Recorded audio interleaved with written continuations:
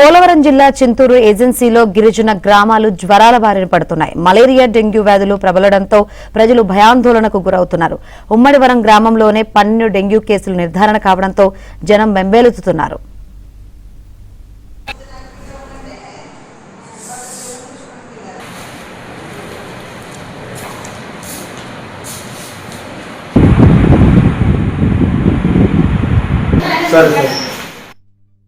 వైద్య ఆరోగ్య శాఖ అధికారులు గ్రామాల్లో హెల్త్ క్యాంప్ ఏర్పాటు చేసి చికిత్స అందిస్తున్నారు.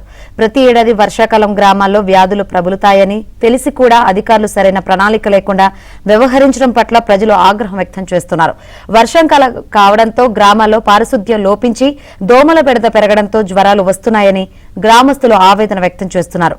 మరోవైపు మలేరియా, డెంగ్యూ నివారణ మందులు సరిపడా ఉన్నాయని, ఆసుపత్రులలో వైద్యుల ఖాళీలను భర్తీ చేసేందుకు వైద్యులు అందుబాటులోకి వస్తున్నారని అధికారులు చెబుతున్నారు.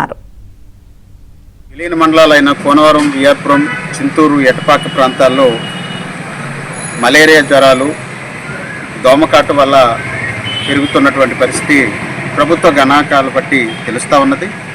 ఈ మధ్యనే పత్రికల్లో కూడా ఈ రకమైనటువంటి వ్యాధులు వస్తున్నట్లు వార్తలు వచ్చాయి. ఈ విషయమై జిల్లా యంత్రాంగం కొద్దిగా అశ్రద్ధ వహిస్తుందనేది నేను భావిస్తూ ఉన్నాను.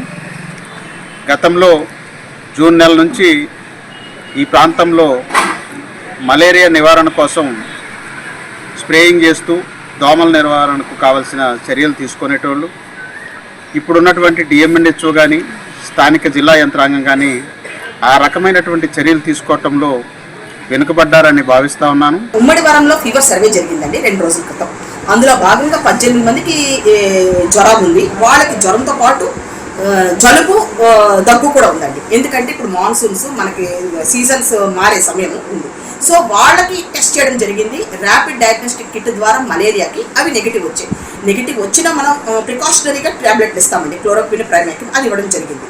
సో వాళ్ళని తర్వాత వాళ్ళు ఇంజెక్షన్స్ కొరకు కానీ మిగిలిన ఫర్దర్ ట్రీట్మెంట్కి సిహెచ్సికి వెళ్ళడం జరిగింది. డ్రైవ్ లాగా పెట్టి director of public health madam గారు అక్కడ స్టేట్లో చాలా ఫోకస్డ్గా చేస్తున్నారండి. దాంట్లో భాగంగానే నెమ్మదిగా కౌన్సిలింగ్ లో ఫిల్ అవుతున్నాయండి.